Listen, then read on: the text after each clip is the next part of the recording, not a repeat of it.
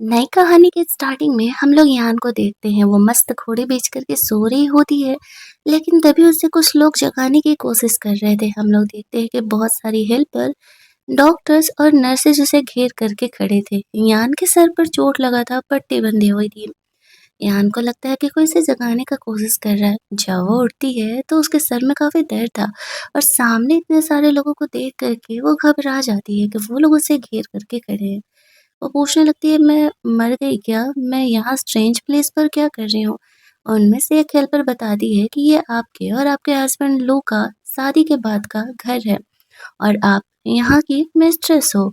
यान ये सुनते ही शॉक्ड हो जाती है। वही लो जिसके बारे में मैं अभी पिछली रात ये स्टोरी पढ़ रही थी। उसे इस स्टोरी में यान का कैरेक्टर याद आता है कि वो कितनी ज़्यादा विशियस थी। ग्रैंडफ़ादर के कहने की वजह से 3-4 महीने पहले उसने लू से शादी की थी, लेकिन लू बेचारा बोल नहीं पाता था और उसे इस बात से बहुत ही गुस्सा आता था। वो पूरे घर में पूरा तमाशा मचा कर के रखी हुई थी, चीज़ों को फेंकते रहती थी। एक दिन गुस्सा होकर के वो काफ़ी ड्रंक होती है और बाहर जाके कार चलाती है, जिस वजह से कि उसके कार का बहुत ही बुरा वाला एक्सीडेंट हो जाता है। पिछले 3 महीने से लू भी यान को झेल रहा होता है और इस एक्सीडेंट के बाद भी अब वो कोई बड़ा डिसीजन लेने वाला था। लेकिन इस एक्सीडेंट के बाद यान और ओरिजिनल गर्ल की सोल्स यहाँ पर एक्सचेंज हो जाती हैं और इसके बाद की कहानी तो हम कहानी की शुरुआत से देख ही रहे हैं। ये देखते ही यान सोचने लगती है कि क्या वो सच में यहाँ पे रिचेस्ट इंसान लू की वाइफ है इस ड्रामा में। भले ही लो रिचेस्ट इंसान था, लेकिन यान को एक विलन की तरह दिख रहा होता है स्टोरी में, लेकिन उसे रियलिटी तो पता ही नहीं था। यान यहाँ पर चीज़ों को चेक करती है, सब कुछ ओरिजिनल गोल्ड था और बहुत ही कॉस्टली था। उसे तो अपनी आंखों पर भरोसा ही नहीं हो रहा था और इसके इस बिहेवियर से सारी हेल्पर लोग देख करके काफ़ी वियर्ड सोच रहे होते हैं कि ये ऐसा क्यों बिहेव कर रही है। उसमें से एक हेल्पर बोलता है बटलर से कि लगता है कि एक्सीडेंट के बाद मैडम के सर पर असर हो गया है। ये इतना अजीब क्यों बिहेव कर रही है। वो उसे चुप रहने के लिए कहता है, जो भी हो ये घर की वाइफ है। यहाँ दिमाग लगाती है कि लड़ने झगड़ने का क्या ही फायदा है, शादी तो लू से हो चुका है और वैसे भी वो उसका रिचेस्ट इंसान है, तो क्यों ना थोड़ा मैनेज करके वो अमीरों वाली ही जिंदगी जी ले। तभी वहां पर उन्हें पता चलता है कि लोग घर पर आने वाला है। अब सारे काफ़ी ज़्यादा सीरियस हो जाते हैं, जल्दी-जल्दी कमरे को ठीक किया जाता है। अब यहाँ पर रियान सोचती है, मैं भी देखूँ ज़रा इस कहानी का असली हीरो यानी कि लो दिखता कैसा है। उसे पता नहीं था कि वो कितना हैंडसम है। लो यहाँ पर अपने साथ बहुत सारे गार्ड्स और लॉयर को लेके आया हुआ था। यान ने सोचा नहीं था आगे जो होने वाला है। लो यहाँ पर अपना ये गोल्ड फिश बना करके कमरे में एंट्री करता है। देखता है यान के सर पर चोट लगा हुआ है। यान उसकी मस्त पर्सनालिटी को देख करके सोचती है, यार मैं तो इससे बिना पैसे की ही शादी करने के लिए तैयार हूँ और यहाँ तो ये इतना रिचेस इंसान है, मेरी तो लॉटरी लग गई है। लेकिन उसकी खुशी ज्यादा मिनट के लिए नहीं टिकती है। लो यहाँ पर आता है, उसका लॉयर यान को कहता है, जैसा कि पिछले 3 महीने से आपने पूरे घर में कोहराम मचा करके रखा हुआ है, तो हमारे बॉस लो ने डिसाइड किया है कि वो आपको डाइवोर्स देने के लिए तैयार है। डाइवोर्स पेपर पर वो साइन करके भी लेके आया था। ये देखते ही वो काफ़ी शॉक्ड हो जाती है और जल्दी-जल्दी उन पेपर्स को फाड़ करके खा जाती है और कहती है, नहीं, नहीं, मुझे इसे डाइवोर्स नहीं देना है। अब लोग भी उसका ये बिहेवियर देख कर के शॉक्ड हो जाते हैं कि ये लड़की अब तक उसे पीछे छुड़ाने के पीछे पड़ी हुई थी और जब मैं डाइवोर्स पेपर दे रहा हूँ, तो वो मना कर रही है। यान उसे समझाती है, नहीं, नहीं, आज से शांति से ज़िंदगी जीते हैं, कोई लड़ाई-झगड़ा नहीं और कोई यहाँ पर डाइवोर्स की बातें नहीं। तो फिर लू एक और मौका यान को देने के लिए तैयार हो जाता है, क्योंकि उसे पता था कि यान वैसे भी इस घर से जाने तो वाली नहीं है। सब लोग उसे घूर रहे थे। यान अपनी मस्त वाली पर्सनैलिटी में आ जाती है, सिर्फ फनी वाला बिहेवियर। और किसने यहाँ पर यान के पास ये आजकल का वायरल डॉल देखा और अगर आपको इसका नाम पता है तो कमेंट में ज़रूर ही बताना। यहाँ पर यान को घर के मेड बहुत सारे फूड ऑफर कर दिए और ये सब मस्त खा के अपना बैठी हुई थी। उसे भरोसा ही नहीं हो रहा था कि वो इतनी ज़्यादा रिच हो चुकी है कि उसे किसी चीज़ की फ़िक्र करने की ज़रूरत नहीं है। तभी वहाँ पे लो आता है तो यान सोचती है कि क्यों ना वो उससे कुछ बातें करने का कोशिश करें। जैसे ही लो वहाँ से गुज़र रहा था, यान उसे रोकते हुए कहती है कि मुझे तुमसे कुछ बात करना है। ये सुनते ही सारी घर की हेल्पर डर के मारे उन्हें घूरने लगती है कि लू बोल नहीं सकता है और यान उसे कह रही है कि मुझे तुमसे कुछ बात करना है, ज़रूर ये वो उस पे भड़कने वाला है। लेकिन यान जब ऐसा कहती है तो लू चुपचाप उसके पास आ जाता है, जैसे कि वो सुनना चाह रहा था कि आखिरकार वो कहना क्या चाह रही है। आप लोगों ने वो डॉल नोटिस किया क्या? अब यहाँ पर यान लू के साथ अच्छा बिहेव करते हुए उसे चेयर ऑफर करती है। लू मोस्टली यहाँ पर डायरी में लिख करके यान से बातें किया करता था। वो उससे बोलता है, बोलो क्या बोलना है। यान पहले तो उसके हैंड राइटिंग की काफ़ी बड़ाई करने लगती है। यार मुझे पता नहीं था कि तुम्हारी हैंड राइटिंग इतनी खूबसूरत है, कोई बात नहीं। अगर इन फ्यूचर कभी तुम बैंकरप्ट हो भी गए ना, तो यहाँ पर तुम कॉलीग्राफी करके इंटरनेट पर पैसे कमा सकते हो। मेरी फ्रेंड ने वीडियो में दिखाया था और उनके हैंड राइटिंग्स बिल्कुल तुम्हारी तरह होते हैं। तुम्हारा हैंड राइटिंग तो सच में काफ़ी अच्छा है। हेलो से शॉक होकर के घूर रहा था कि ये लड़की मेरी बड़ाई कर रही है। आज तक जिस लड़की को मेरे साथ बैठना पसंद नहीं था, वो मेरी हैंडराइटिंग की बड़ाई कर रही है। अब वो दोनों यहाँ पर कुछ देर बातें करते हैं। लो ने यान को सिर्फ आज का 3 सवाल पूछने के लिए उसे मौका दिया था। यान उसे बोलती है कि देखो आई नो मैंने पास्ट में बहुत सी गलतियाँ की हैं, बट अब मैं अपनी गलतियों को सुधारना चाहती हूँ और जब हम दोनों हस्बैंड वाइफ हैं तो लड़ने झगड़ने का कोई फ़ायदा नहीं है। अगर तुम्हें हैंडराइटिंग से बात करने में प्रॉब्लम है तो तुम साइन लैंग्वेज में मुझसे बात कर सकते हो। मैं तुम्हारे लिए साइन लैंग्वेज भी सीख लूँगी, वैसे थोड़ा बहुत तो मुझे आता है। अब लू को और ज़्यादा शौक लगता है कि ये उसके लिए साइन लैंग्वेज सीखने के लिए कह रही है और यहाँ पर अपनी पूरी कोशिश कर रही थी लू से एक अच्छा रिलेशन वापस से क्रिएट करने का। वो उससे कहती है मैं इतना ज़्यादा बोलती हूँ, तुम्हें इस चीज़ से कोई प्रॉब्लम तो नहीं है ना?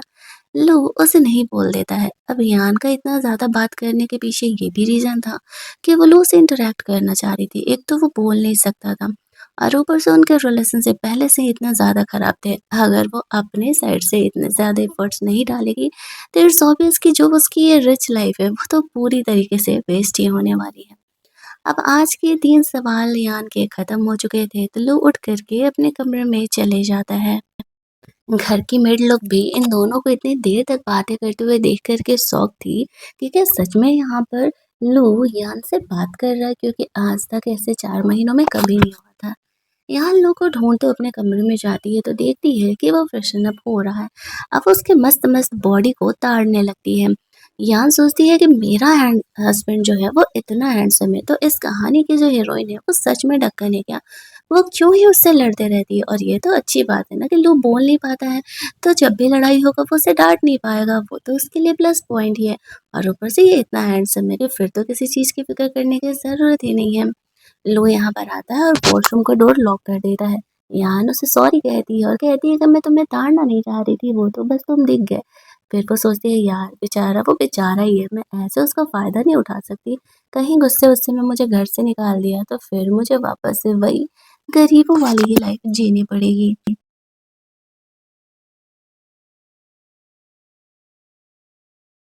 यही सब कुछ सोचते हुए चुपचाप जाकर के वो बेड पर लेट जाती है। लू फ्रेशन अप होकर के आता है और लाइट ऑफ करने के लिए बढ़ता है तो यान कहती है अरे अरे डोंट वरी, मैं तुम्हारा फ़ायदा नहीं उठाने वाली हूँ। आई नो हमारे रिलेशनशिप इतने स्ट्रांग नहीं है तो हमें ये नहीं करना चाहिए।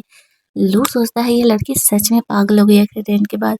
मैं तो बस लाइट ऑफ करना चाह रहा था और फिर वो अपने साइड से लाइट ऑफ करके चुपचाप सो जाता है। थोड़ी देर बाद यान नोटिस करती है कि जब वो सो रहा है तो फिर वो सोचती है चलो क्यों ना लो का फ़ायदा उठाया जाए। वैसे भी काफ़ी देर से वो अपनी फीलिंग को कंट्रोल करके ही रखी है। जैसे ही लो सोता है वो चुपचाप उसके ऊपर से ब्लैंकेट उठाती है और उसके ऊपर कूद के बैठ जाती है। उसके मस्त-मस्त वाले चेस्ट मसल को देखते हुए कह रही थी, "इतनी खूबसूरत बॉडी लेकर के क्या करोगे, जब इसका इस्तेमाल ही नहीं करना है तो? अब मैं तुम्हारी लीगल वाइफ हूँ, मैं इतना तो कर ही सकती हूँ ना।" ये बोल कर के वो लू को किस करने लगती है। अब लू भी यहाँ पे आगे बढ़ के यान को किस करता है क्योंकि वो उसका हस्बैंड था, तो भला वो कहाँ ही रुकने वाला था।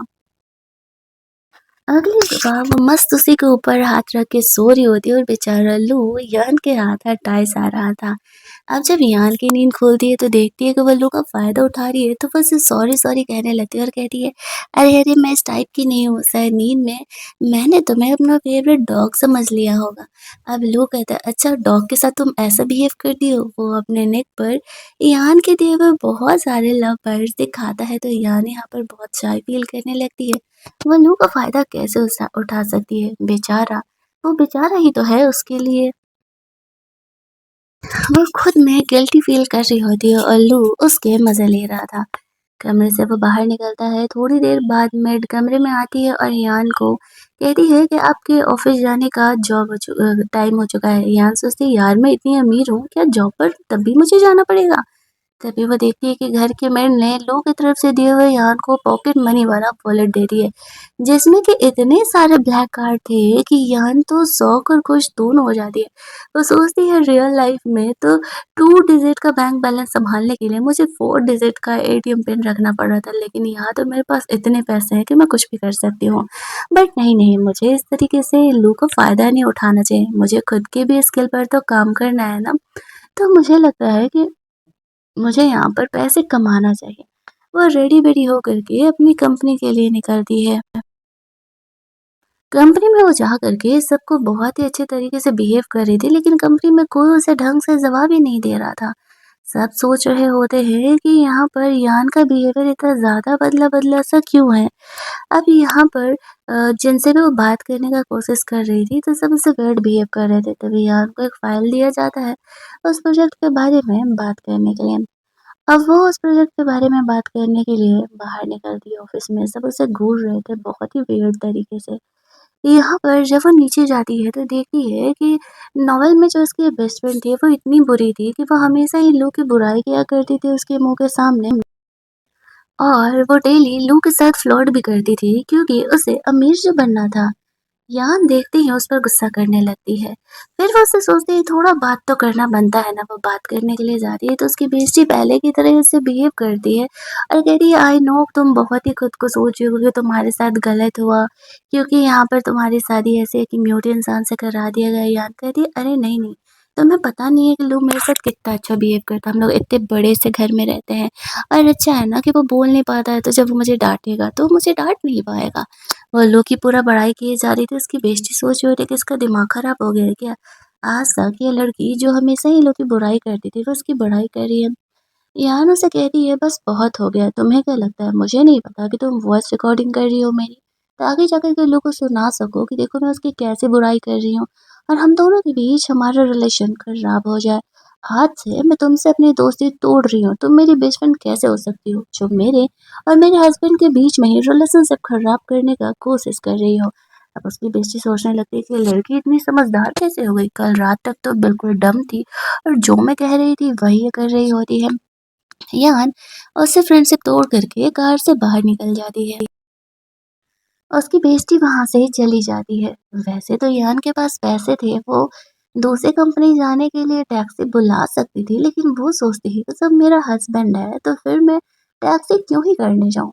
वो यहाँ पे लू को मैसेज करती है, उस समय लू मीटिंग में था। मीटिंग में यहाँ पर सबको कॉल मैसेजेस रिप्लाई ना करने का ऑर्डर दिया गया था। लो यहाँ पर काफ़ी वियर्ड फेस बना करके यान के मैसेजेस को पढ़ रहा होता है।